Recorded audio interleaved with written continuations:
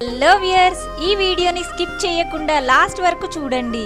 ఈ రోజు మనం 12వ శతాబ్దంలో వరంగల్ కాకతీయ రాజుల కాలంలో గోండు రాజులు నిర్మించిన గాంధారి కిల్లాని చూద్దాం.